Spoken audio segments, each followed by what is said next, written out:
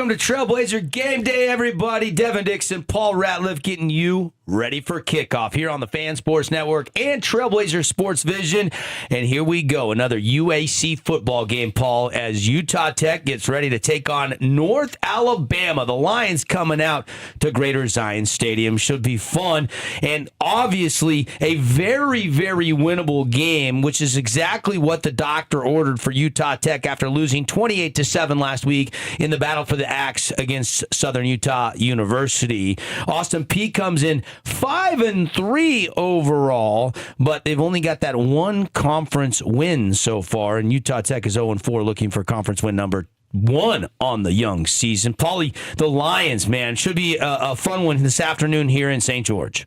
Yeah, it should be a really fun game. I can't wait to get to the stadium and get going on this game because the Lions, while they are one of the teams in the UAC I believe Utah Tech can beat.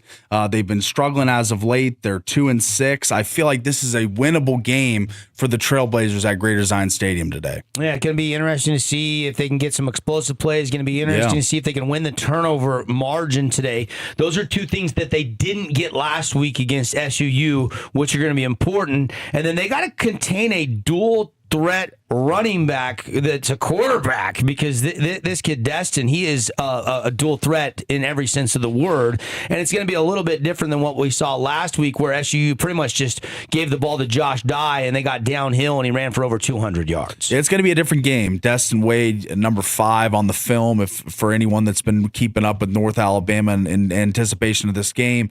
Last week, 330 yards, 2 touchdowns through the air, 60 yards and another touchdown on the ground.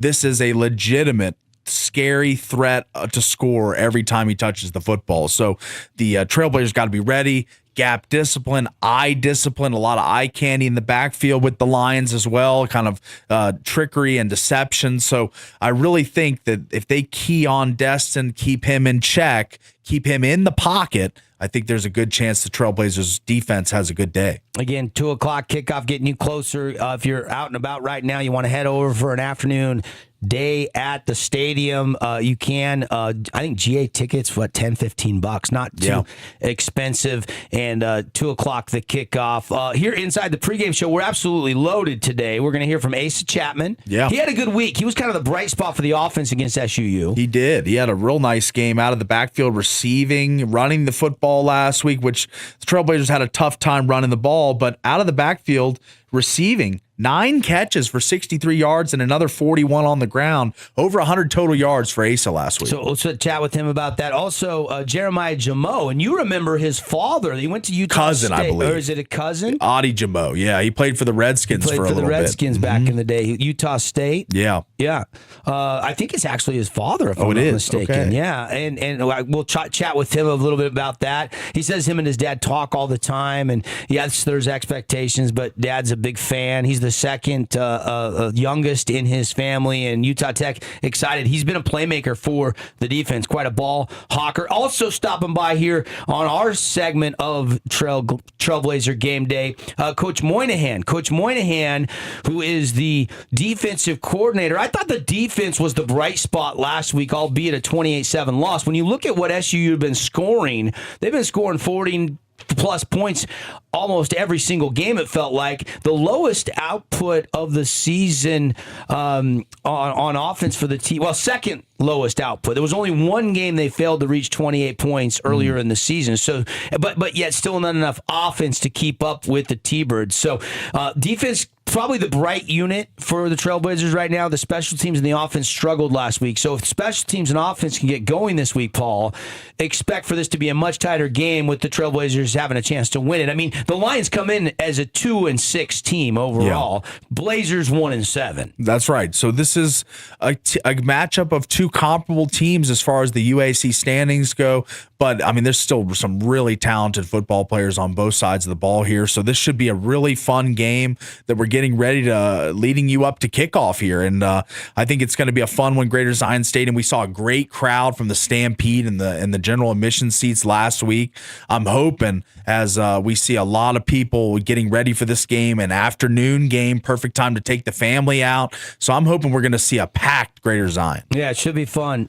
Getting you closer to kickoff here on Trailblazer Game Day. Devin Dixon, Paul Ratliff. We're going to get it to Rod and Max here in a little bit from the stadium with lots more. We'll hear from Coach Anderson a little bit later on in the show as well. Here are the UAC standings going into today's games. And actually, a lot of the games are afternoon games. They're all kicking off at a similar time this afternoon. We'll get you the schedule in a second as well.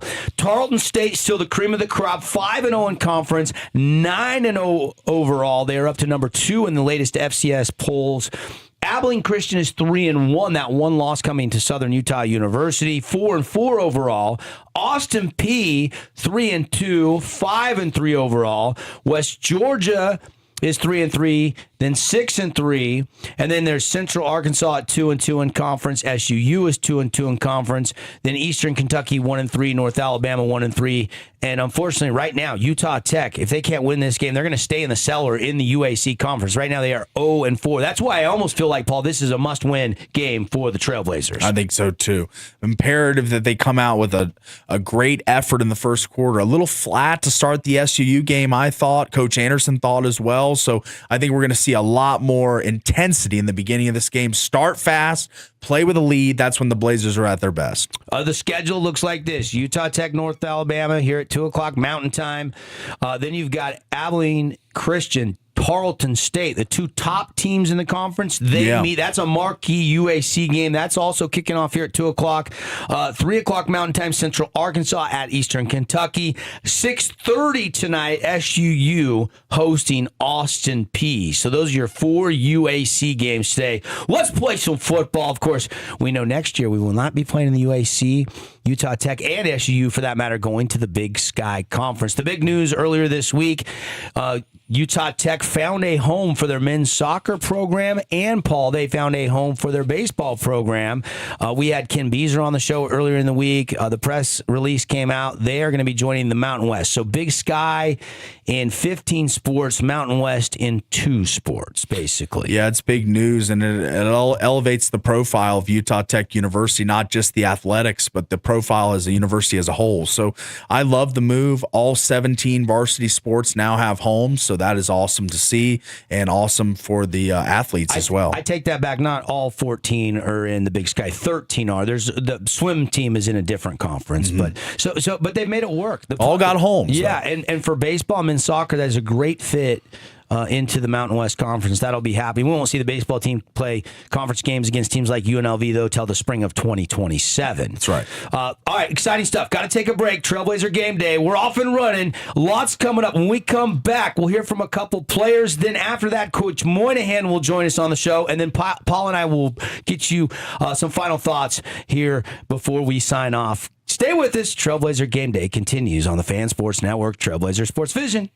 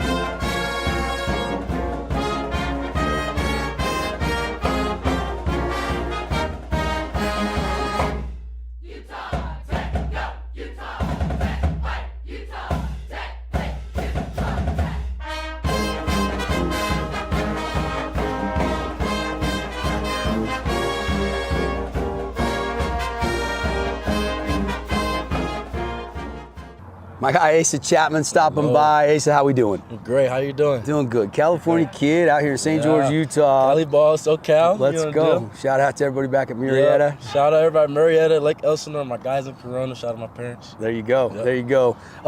Licking our wounds a little bit, losing to SUU last Saturday. What was the locker room like afterwards, and kind of what was the feeling getting back to work this week for the next game? I mean, honestly, the locker room, we wanted that win. That's a rivalry game. We put in a lot of work the past 2 weeks to get that dub. Didn't come out that way, but we're ready to move on, play North Alabama this week, and go get a win. What was it tough to hear Coach say, hey, guys, what are we doing coming out flat, especially the offense? I mean, you got to take that a little bit personally. I know you guys as a unit, not you specifically. Yeah, like we knew our defense held them to 11 and a half, and we had 0 on the board, so we had to go out and do something. I feel like we all came together and said, hey, let's go get this done. Did it happen? No, but at the end of the day, the trust was there, and we just didn't execute. So hey, I work on that. I know you guys got that little screen, that little swing pass. You got a lot of receptions. I mean, that was one of the plays that was working. I know you want some big, deep threats and some big plays over the top. How do you get more of that this week? I mean, you get more of that by working it in practice. I mean, we know that we got guys going deep, Daniel Thomason, True Tanner, we got Eric Olsen, we got guys who can go deep, so as long as we complete those and practice it in the game plan, it'll be easier in game to just call that and just go throw the ball up. So, yeah. Talk to me about the college fraternity of the running back room. You got, the Godfather, Chris Street. Yeah. You got Brett and Stone, these guys that have some experience. And then you got some young pups, like Kona. What's the vibe like? Man, those are my brothers. We all love each other. We all want each other to succeed. Chris is obviously the oldest guy there, him and Stone, the senior, so we go to them a lot for advice. Me, Kona, Max, Deron, we go to them for advice, but we're also the fun guys too. They're the fun guys too, but they're older, so they're a little laid back a little bit, but it's a cool room. We all love each other, and we all want to see each other win, so it's great.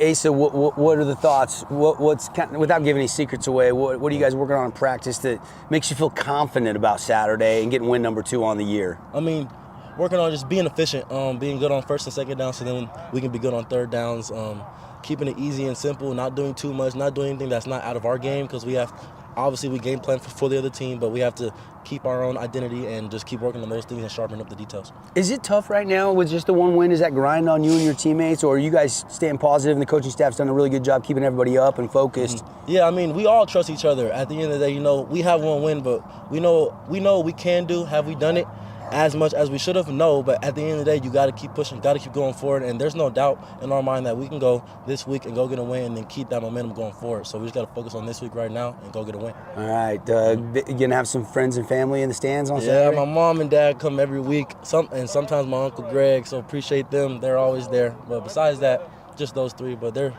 the biggest 3 I could ask for, so I appreciate it. You got to have the fan support, buddy. Asa, great to talk to you, man. Thanks for stopping by. Thanks for having me. I appreciate it. Go get them on Saturday. God bless. Yes, sir. Jeremiah Jamo stopping by here, getting ready for another week of Trailblazer football here on the Fan Sports Network. And Jeremiah, kind of licking the wounds a little bit. Not fun losing the rivalry game. How have you and the team responded since last Saturday? I mean, I think really what we're doing is we're just going to keep moving forward. We're going to keep playing hard. We're just going to be focused on being physical next week and bringing everything we got. Talk to me a little bit about, your expectations for you, why you came to Utah Tech, and how much fun you're having. I know the one win has got a grind on you, but still, beautiful day to play some football. Yeah, I mean, it hurts, but it's great to be here. I love the guys here. I love the coaches. It's super fun to be out here, and I'm getting better, so that's what I came here to do. What's it like growing up in a football family, buddy? Because your dad played at Utah State and then was in the NFL for 5 years. Is there expectations that come with that a little bit, being his son? I mean, yeah, definitely. I mean, I definitely feel that. I mean, I talk to him every game. During the game, he's always texting me, calling me, telling me what to fix. But I think the burden is good and pushes me to be better. Yeah, Highland High, baby. Mm-hmm. They went undefeated in region this year. Oh, yeah. Just beat the Dixie Flyers.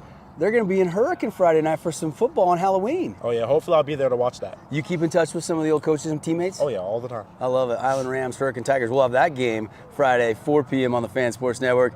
And then, of course, we got the kickoff on Saturday here at Greater Zion Stadium against North Alabama. Jeremiah, favorite food in St. George? Have you found a little gem of a restaurant? Like after practice like today, you can go grub? Favorite food, I'm just going to say In-N-Out. Okay. In-N-Out be smacking, you always. Double like animal style? Getting double animal style with the shake. That's what I'm talking about. Pre-game superstition, man. Do you have something you got to do to feel right before you play? Weird thing, I always eat Tums before the game. Really? Yeah, every game. Okay. And I always have a Sour Patch Kid with me. Okay. Mm-hmm. All right. I like that. Mm-hmm. It works? It works. It's been working this year. Goals, stats. What's maybe a stat you're really proud of, and what's another statistical category you'd like to do more of? I mean, I think what I'm happy is my coverage grade this year. I think I have like an 80. So hopefully I can just keep that up, get some more picks. Yeah, obviously you guys slowed down the passing game a little bit, but the running game of SU got you. Yeah. What's the game plan? What's the defense got to do this week to get win number 2 of the season? I mean, really, we just got to be physical on the perimeter, get off blocks, and set edges. Jeremiah Jamo, fun to get to know you, man. Good luck. Go get them. Thank you. Go Trailblazers.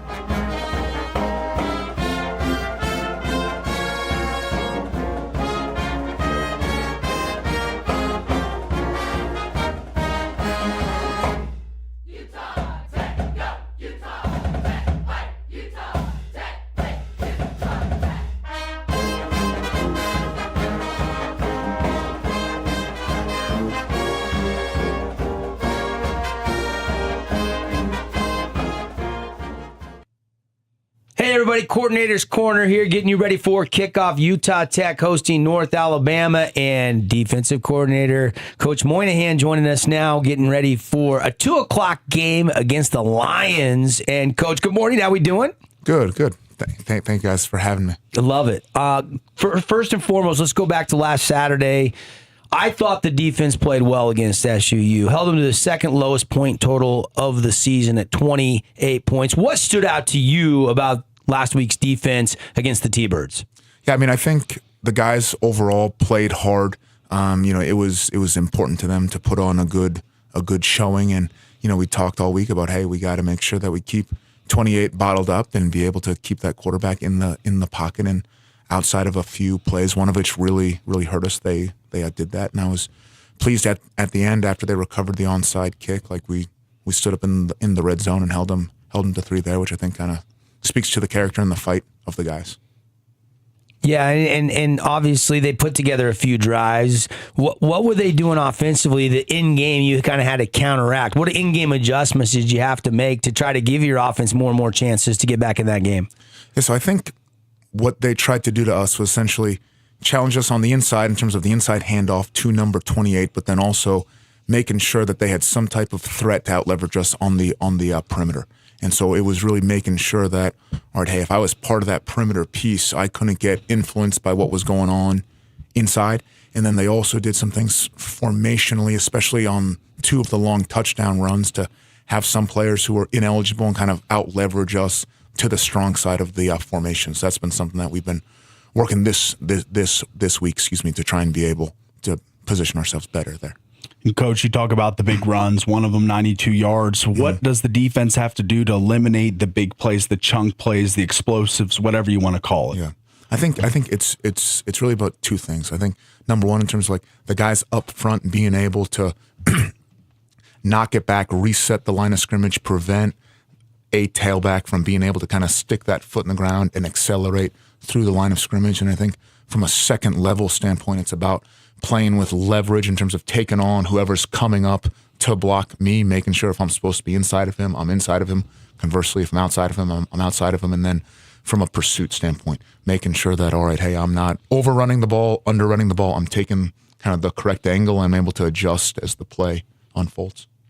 Coach, what's the talk in practice this week coming out of the rival loss, trying to get win number 2? You got, North Alabama coming in. It's a 2 o'clock kickoff, so a little earlier.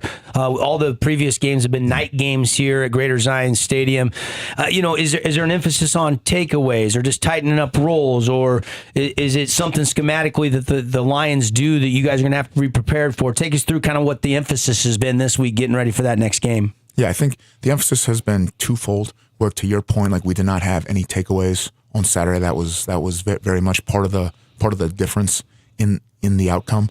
But then also, I think North Alabama, they're a pretty dynamic offense in terms of how they like to get the ball to their skill players in space, how they like to be able to run the quarterback. So a lot of the same stuff in terms of being able to play with good leverage on the perimeter, being able to hold up on the inside is going to kind of carry over from last week to this week. And Coach, you talk about their skill players, and probably number one skill player is that quarterback, Destin Wade, transfer from Kentucky. He's had a great season this year. What have you seen from number 5 on the film, and what are you going to do to stop this guy? He looks like a guy that's a true dual threat.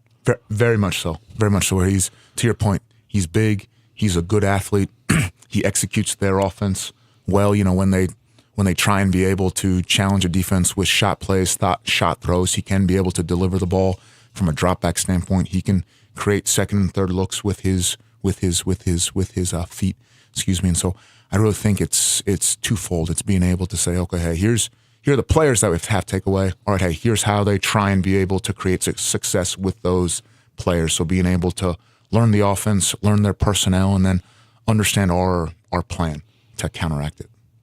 It's interesting, Coach. North Alabama, they're just 1-3 in conference. This kind of feels like almost a must-win. I know you don't want to. It's a must-win last week too. You're playing a rival. You're in a lot of recruiting battles for the same kids, and you win as a team and lose a team. Even though the defense played well, you only scored 7 points. But North Alabama only 2-6 overall. You guys are 1-7. You got them at home.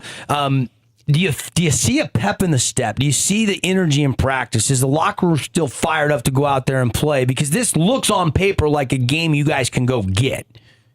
I think so. I think kind of each, obviously in terms of the previous 8 or so games, rarely have we gotten the outcome that we wanted. But, come Monday, come Tuesday, when it's time to go back to work, time to be able to prepare for the next opponent, like from my standpoint, I've seen a similar type of energy and excitement and kind of willingness to, hey, let's go get this one, whether it's to your point, hey, we're playing a team like North Alabama, or all right, hey, it's a big rivalry game like last week. And Coach, obviously, Coach Anderson on the weekly Zooms talks a lot about finishing, in his post-game pressers talks about finishing. What can the defense do to quote unquote finish this game if they do? If you guys do possess a lead in this one late? Yeah, so I think really from our standpoint, it's about being able to match the rush and the coverage together. So all right, hey, when we get them to a third down, making sure that hey, we're getting them off the field, we're forcing a fourth and medium, a fourth and long that ensures the punt team, the kicking team is coming out there, and so it's making sure that we're matching routes as they develop, as they declare, and then we're making sure that the quarterback is contained within the pocket, having to throw as opposed to being able to step up and being able to create. Coach Moynihan, our guest here, Coordinator's Corner, getting you ready for North Alabama here at Greater Zion Stadium. Kickoff 2 p.m. We'll have it on the Fan. Rod Max will have it on ESPN Plus. It'll be fun. It'll be fun. Coach, take us behind the scenes for just a second. Like throughout the week, what is film study of last week's game? What is film study like for your defense? If you can, just pull back the curtain a little bit and give us a look at how you, without giving any secrets away, obviously. Yeah. So I think in terms of when you look back at the previous game, it's very much, okay, hey, what did we do well overall? What do we need to improve on overall? And then from a situational standpoint, all right, hey, first and second down, here's how we did. Third down, red area, so on and so forth. And then really when you look at preparing for an opponent, staff-wise, we kind of break it up into those types of components: first, second down, third down, red zone, so on and so forth. And then when we present that information to the players, we try and break it up into those kind of bite-sized chunks, and then each day in practice we we review at speed the stuff that we went over earlier in the meetings, depending upon kind of the point of emphasis. I love it. So you're taking good clips, bad clips, showing them positives, showing them negatives in all those areas, and then similar when you're breaking down the opposing team's game film once you transition out of last week into this week. Good stuff there. Really good stuff.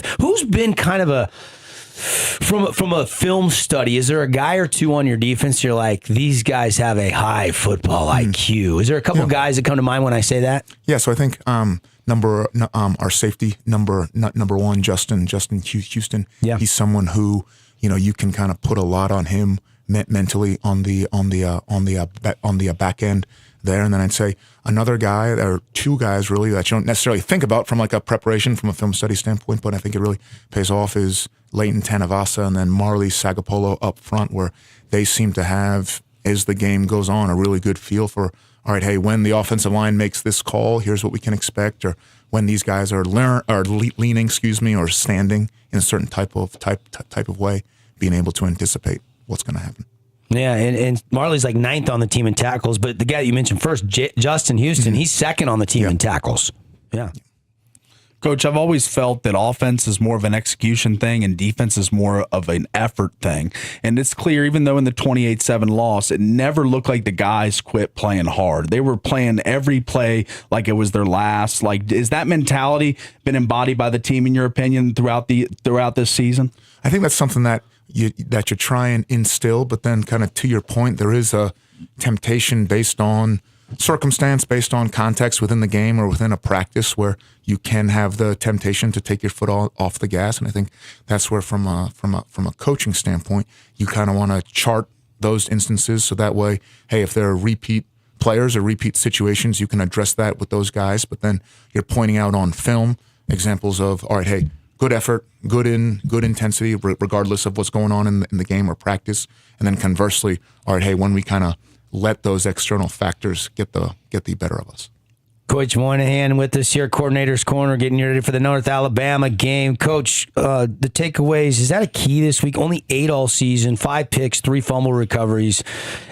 Is that something you guys put on the board every week? We got to create takeaways. Yeah, so our goal each game is to have at least 2 takeaways. So that's kind of the standard, the goal that we set there, and then it's kind of during the course of practice, being able to emphasize, all right, hey, when we have those opportunities, whether it's to force fumbles, whether it's to get interceptions or just kind of get PBUs, get hands on the ball, making sure that we're taking advantage of them, we're building those habits so that they show up on Saturday. Final question for me: how's the health of the team? I mean, you get to this late in the season, you're camp and everything and preparation, and then the season starts, and here we are, turning the page to November on Saturday. Everybody's got minor bumps and bruises, but how's the overall health of your defense and the Trailblazers as a whole?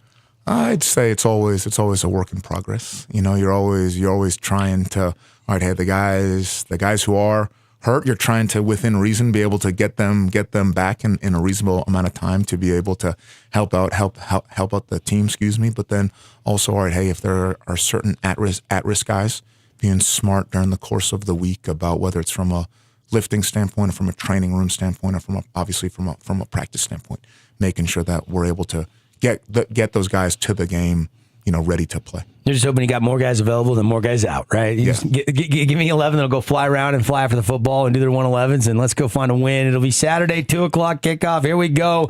It's the Blazers and the Lions, UAC showdown. You guys are looking for that first UAC win. It's no secret. This one feels important. You don't want to get shut out in your conference with only 3 games left after this.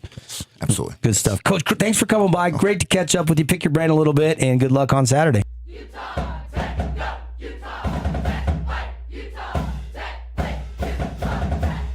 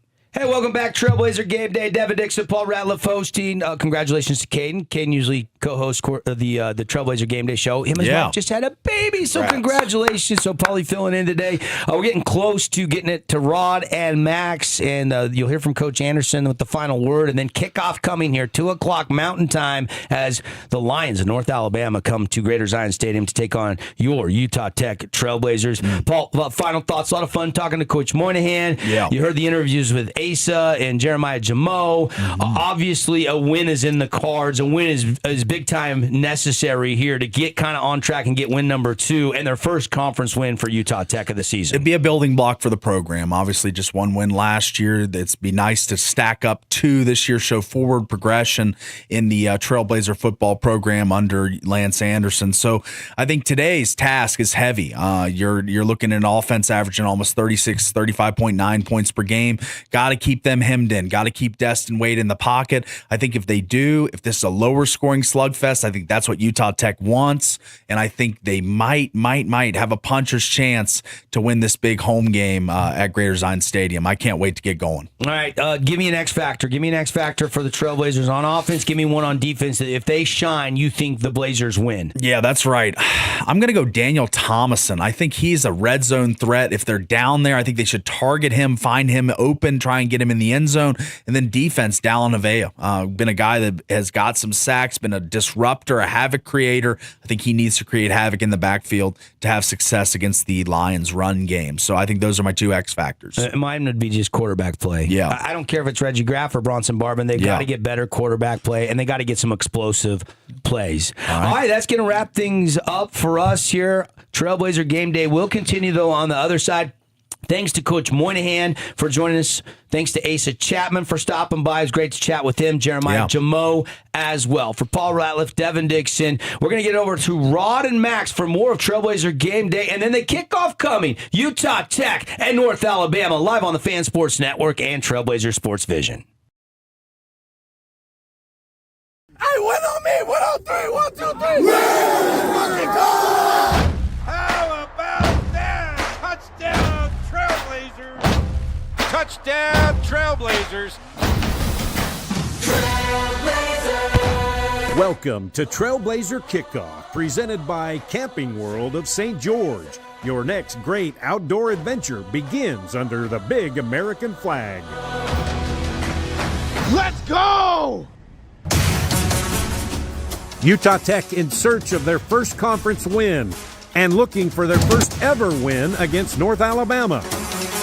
We're 30 minutes from kick, Trailblazers and Lions. It is an absolute gorgeous afternoon here on the 1st of November in Greater Zion Stadium. Welcome to Trailblazer Kickoff, everybody. Hi there, Rod Zund, along with former Trailblazer defensive lineman Max Christensen. All right, Max, Trailblazers, emotional loss last week to their rivals, Southern Utah. How do they bounce back? You've been in a situation where you've had emotional losses before. How do they bounce back, and what do they got to do to get rid of that bad taste from last week? Yeah, right. It's about finding something to play for, right? You got to be able to look in the mirror, whatever motivates you, whether that is your last name, whether that is pride for your family, pride for your university, pride for yourself. Look in the mirror. It's gut check time for the Utah Tech Trailblazers. Trailblazers come in with a record of 1-7. They're 0-4 in the United Athletic Conference. North Alabama, they're 2-6, 1-3 in the UAC. They lost at Austin Peay in a shootout, 56-28. They were down 35-7, and then he scored a bunch late in the game. So they've got some firepower. This is the third meeting between the North Alabama Lions and the Trailblazers. Both of those came in Florence, Alabama. You were part of that one, the first one 2 years ago. This is the first matchup here in St. George, though, and North Alabama, they've flown into St. George a couple of times to go to Cedar City to play Southern Utah, but they've never stayed here. Yeah, well, played here. Well, hey, congratulations! You get to play in a great town. You saw the weather. You saw the shot outside the stadium. Yeah. This is why we live in sunny St. George. For this time of year specifically, it's going to be great weather for this game today. All right, let's go back to last Saturday night, homecoming for Utah Tech taking on Southern Utah. 28-7 is the final, but Max, Trailblazers had plenty of opportunities against the T-Birds. Yeah, Rod, it goes back to what's plagued them all season long, which has been not being able to finish drives. In this game, they had 5 drives of 11 plays or more and only came up with 7 points total in those 5 drives. That's hard to do. It is. That's hard to do. All right, Utah Tech was able to move the football, though.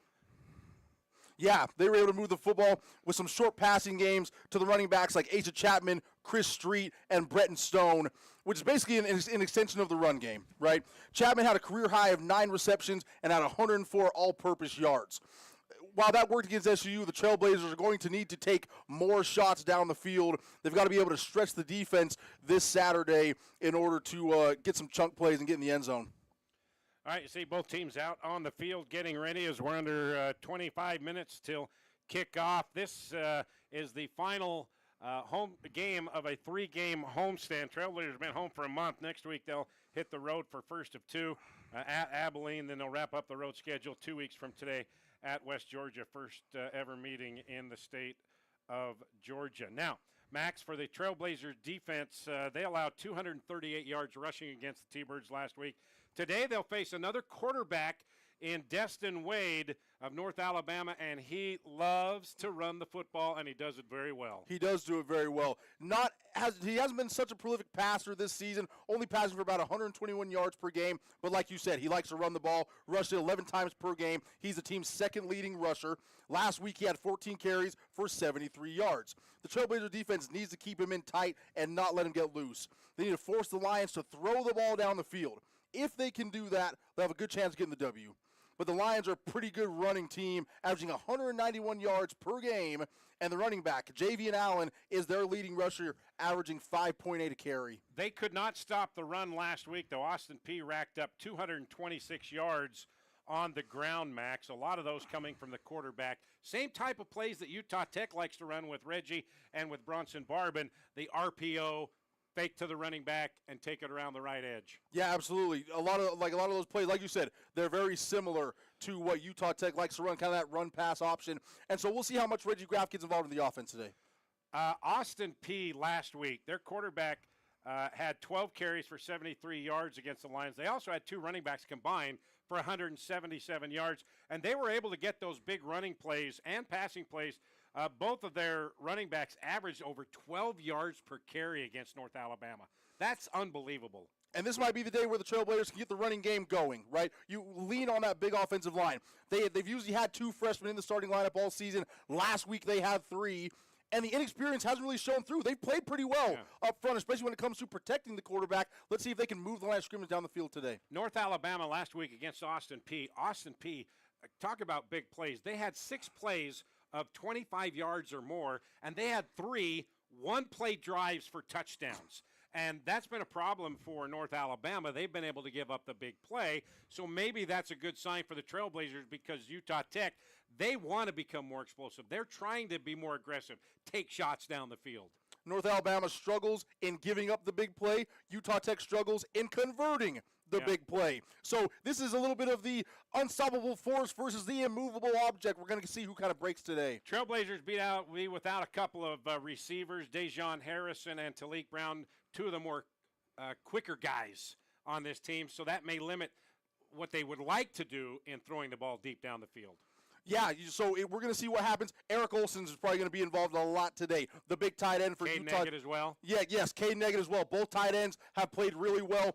Look for them to take shots down the seams to their big tight ends. Both these guys are matchup problems. They both move really well in space and do a really good job. Daniel Thomason only had 1 catch last week, and he has been having a great month of October. He's got 3 touchdown passes, receptions this season. He only had 1, so look for him to get more involved as well, because they're going to be keying on Eric. Everybody keys on Eric. Yeah, Eric's, I was seeing an article written last week. He's one of the top tight ends in the country when it comes to receptions this season across FCS and FBS. One of the top tight ends in the nation. Yes, look for Daniel Thompson on the outside. Not the most physical wide receiver, but very tall and very, very athletic. Tracks the ball great in the air. These two teams are similar. 2 wins for North Alabama, 1 win for Utah Tech. And Coach Brent Dearman, the head coach for North Alabama, he knows that, and he knows that this is a crucial game, not for championships, but like you mentioned, for pride, and to get these guys moving in the right direction for the future. I think they're very similar to us. I think they've got talent. I think they've are a well-coached football team that have been in some really close games early in the season. I think they have found some momentum at times during the season. So what we've got to do is we got to go there and we've got to eliminate the things I said that we did last week. We got to start fast offensively. We got to be able to play together and play in your gap on defense. We got to make the big plays. I think last week we created 3 missed tackles with our offense. We had 22 missed tackles on defense, and those things lead to losing football games. So we got to create offensively, and we got to put the ball on the ground on defense.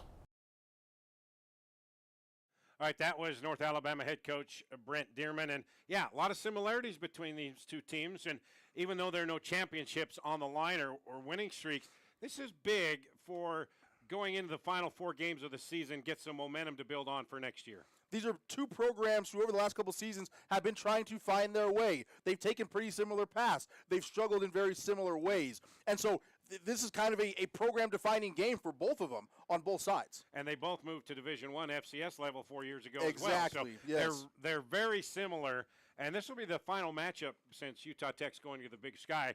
Trailblazers would love to break into the win column for the first time against North Alabama. All right, going back to Southern Utah last Saturday, of course, homecoming. A lot of fun stuff going on the entire week, all culminating in the game Saturday night. Did not go the way the Trailblazers wanted it to wrap up a homecoming, but still, it was a great week all in all. And here, the sounds of the game from last week against Southern Utah. Utah Tech homecoming.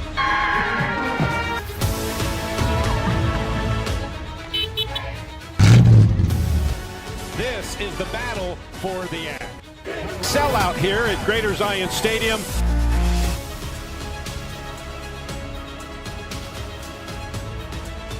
Utah Tech hosting Southern Utah.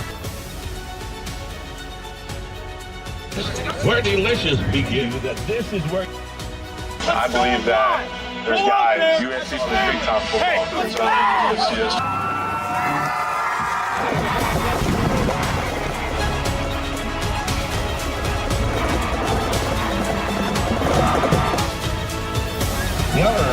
honorary Dr. Brad is Greg Hunt.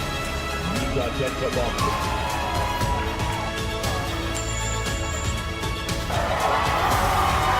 Tech is one toss for the further option to the second half. Southern Utah, the roll was saying, let's get it. And we are underway, the rivalry game. There we go! Barb, a little flare pass out to Chapman. Hurdles the defender. Whoop! Whoop! Whoop! Give him a shot at the high hurdles. Here's our Chapman.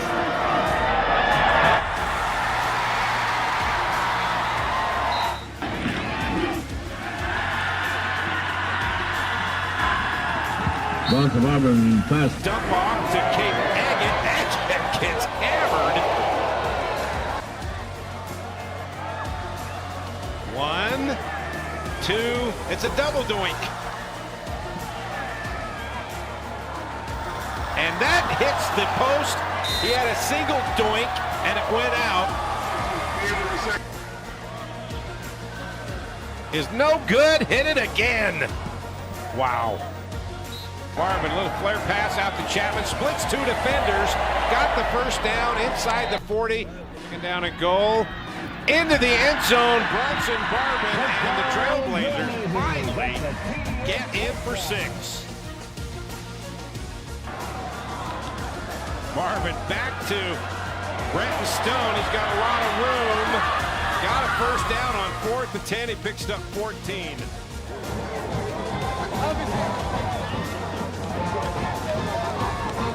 Southern Utah will retain the axe once again for the 3rd straight year.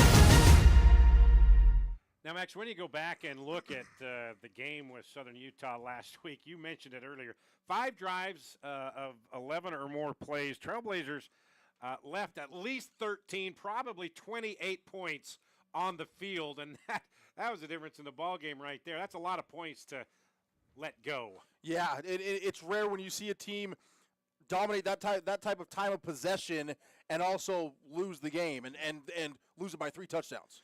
Asa Chapman, a career-high 9 receptions out of the backfield, all-purpose yards 104. That's also a career high. He has yet to, in his career, rush for over 100 yards in a game. He had 99 against Northern Iowa.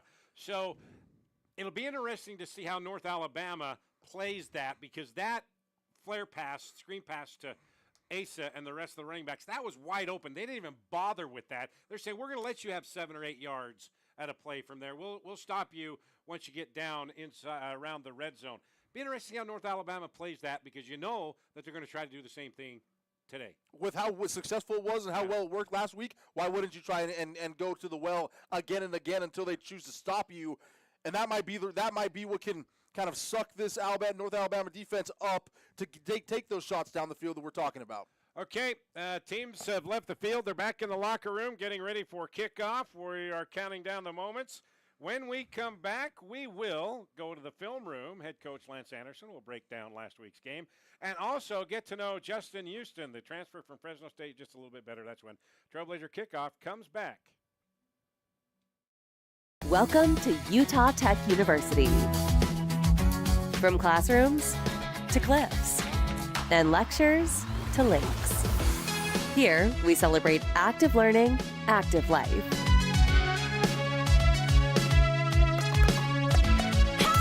Our Trailblazers learn by doing, are career ready, and solve real problems with real partners to meet community needs.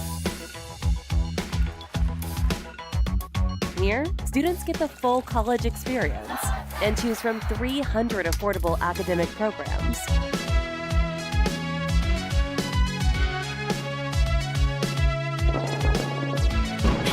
All in one of the most stunning destinations on Earth. With this as your backyard, life is just as active as your education. Come experience active learning, active life at Utah Tech University. All right, welcome back inside Greater Zion Stadium. We are just over 16 minutes away from kickoff. Utah Tech, third ever meeting with North Alabama. Trailblazers trying to get their first ever win against the Lions 2 years ago in the first meeting. Trailblazers had a chance. They were down 7 in the final minute. They had the ball, and here are the final 2 plays of the first ever meeting 2 years ago in Florence, Alabama. Got to get in the end zone. They rush 3. Across the middle. Caught! Bo Sparks! Touchdown! What does Paul Peterson do? Extra point to tie or the 2-point conversion? So here we go. Toby Tracy in the gun. Looks left. Guns it to the end zone. Knocked away. Oh, Ricky Johnson was there. The pass was a little bit late, and it was knocked away. So the Trailblazers come to Florence, Alabama. They'll have a long plane ride home tonight. So close in that game, 2-point conversion. And look who joins us now. Number 3. I'm here. Utah Tech, Cyrus Webster. He left us to go to Washington State. Welcome back, and glad to have you join us. You two are teammates in that first game that you played at North Alabama. Yes, sir. Me and Big Max. Yep. And yeah, we're close, but no cigar down there in Florence. And you must be a pretty important guy. I know you left us, went to Washington State, but the fact you stuck past all the security to get up here and come visit us, they still must view you as pretty important. No, it's a great place. It's a great place to be. I came to support, and there's always going to be a Trailblazer, so I had to come join. There's a lot of question about should you have gone for 2 in the win. I like that call. I think it's there. The play was there, just a little bit late on the throw, and a great play by that defensive back as well. And then we went to the airport, Max and Cyrus, and there was no crew to fill the airplane, so we had to go and find a bunch of different hotel rooms for about 100 people to stay over in Florence, Alabama. That was definitely a long trip back to St. George. Sir, it was quite interesting, but we had more time with each other, so it only made it better. But like you said, that 2-point conversion, that's a good call. In my eyes, I thought we had it a little bit too short, but I mean that's what Trailblazers do. You take the shot, and 50-50 chance. I like that ball. So. This is Cyrus Webster, former Utah Tech Trailblazer defensive end, all-conference player, moved on to Washington State. So what are you doing with yourself now? Training, getting back to training as soon as I can. Still trying to work out with the NFL. I had gotten hurt at the end of the year, so I'm still recovering from that, but trying to get back into playing. So still trying to keep myself in the motions of football and everything. So it's great to just come and see some in-game football. So what is that process? Do you have an agent? Are they doing all the calls? Or are you saying, hey, I'm getting better. Can I come and you can take a look at me, or how's that work? Yeah, so there was a decent amount of teams who were interested in January, but I couldn't do pro day because I was injured, recovering from surgery. So my agency now OSMG, they're trying to get me focused back into training. So I'm starting training up in Salt Lake, and then I'm going to train for these next 3 months, and then I'm going to try and organize tryouts with the teams that were interested. And then if I get no opportunity this year, I can retest next year and have that opportunity because I didn't test last year. Now, you're a married man. You got married right after you left here, is that right? Or were you married? Did you get married just before you left? No, so I was married. So my whole junior year, I was married, but I kind of kept it a secret. Yeah. I eloped. and then after the fact, I told everybody about a year later, and then we had our actual wedding a year later. But I guess it wasn't our actual wedding because we were already married. But and this was our officiator here, so it was quite an amazing experience. An amazing ceremony, to say the least. It was great. Yeah. All right. Okay. We are now going to head to the film room. Head coach Lance Anderson breaks down last week's game against Southern Utah in this edition of Film Session. I'm going to start with a big defensive stop for us in the first quarter, the third down stop. We took over after an interception, and it was great that the defense was able to get a stop here and force a field goal attempt. So we've got a third down here in the red zone, and we're going to blitz our corner off the edge here, and we're going to slant all of our defensive line towards the field. And so what we're able to get here is we're able to get a couple guys free in the backfield.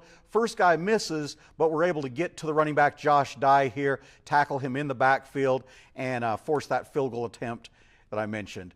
So you'll see Brandon Jackson come free in the backfield. He misses the tackle here, but able to get the running back's feet stopped. And then we got Moy Posse and Nui Tovi come in, and they're able to make the tackle here in the backfield for a loss, get a third down stop, and force a field goal attempt. So if we look at it here from the end zone, the big things I want to point out here as we look at this is just as we get the defensive line moving here and blitzing that corner River Moore off the edge, you're going to see number 90, Brandon Jackson here, come completely free in the backfield, have an opportunity to make the play. Again, that disrupts the running back, gets him to go sideways, move his feet. And then you see 28, Moy Posse coming in from the defensive right. Number 19, Nui Tovi come in from the defensive left and make that big tackle in the backfield for a loss, bringing up a fourth down and a field goal attempt. Okay, I'm going to go here to the end of the first half. Offensively, we were able to take over. We were able to move the ball down the field into Southern Utah territory. Unfortunately, we had a penalty, a chop block that really backed us up 15 yards. But here at the end of the half, we have a 3rd and 25 with just a few seconds remaining in the half. And we're able to complete pass here for about 18, 20 yards here, get us in field goal position, and allow us to have a field goal opportunity at the end of the first half. So I'll let this play. We're able to complete it here to Eric Olson over the middle for a big explosive play, getting us into field goal range. A couple of the things that I want to point out here, some of the keys to this play. Number one, we have the underneath route here by our wide receiver. And what that does is that attracts the coverage here, the defender from Southern Utah. He jumps this route. That allows Eric Olson to get in behind that defender and in front of the deep defenders here, and he's able to make a great catch here in the middle of the field, putting us in field goal range. So I will back this up and let you watch that. But again, the key thing is watching how that underneath receiver is able to pull the defender in and open things up right here for Eric Olson.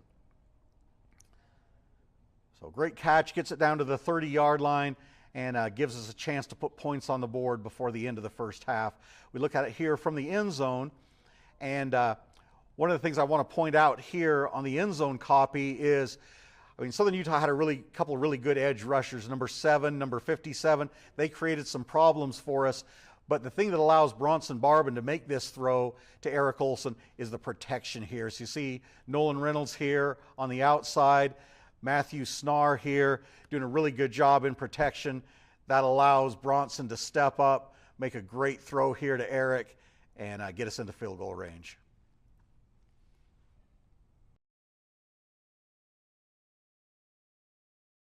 All right, head coach Lance Anderson. Hey, we got another former Trailblazer here. Quarterback Cody Wilstead joins us.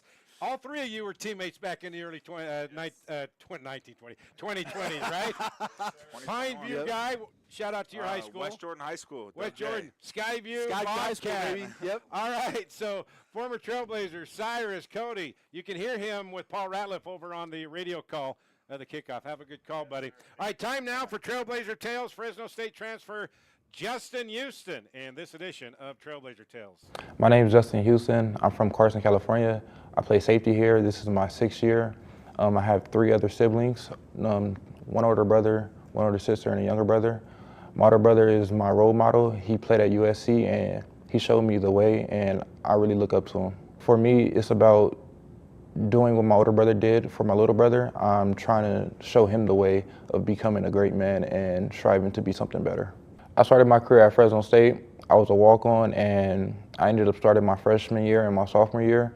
I got into a little injury problem, and I never really got the opportunity again to go back and play there, so I ended up hitting the portal and ended up at Utah Tech. I chose Utah Tech because they were my first option, and they really had high interest in me, and I wanted to prove that I could still play at a high level. A special moment in my playing career was when we upset UCLA at their house at the Rose Bowl. We had an opportunity. We was down, I think, like 2 or 3 points, and we came back and won. And the first thing I could think of in the stands was, where's my parents? Where's my mother? And I went over there and I ran in the stands and gave my mother a huge hug. Please welcome to our show, Demetrius Shipp Jr. I have a cousin that's a movie star. You would say he played in the Tupac movie. Where they at? Why me? Because I'm Tupac? And he also played in All-American and other movies. His name is Demetrius Shipp. It's kind of funny. I don't get asked a lot, but I tell people that he's my cousin because he's a movie star.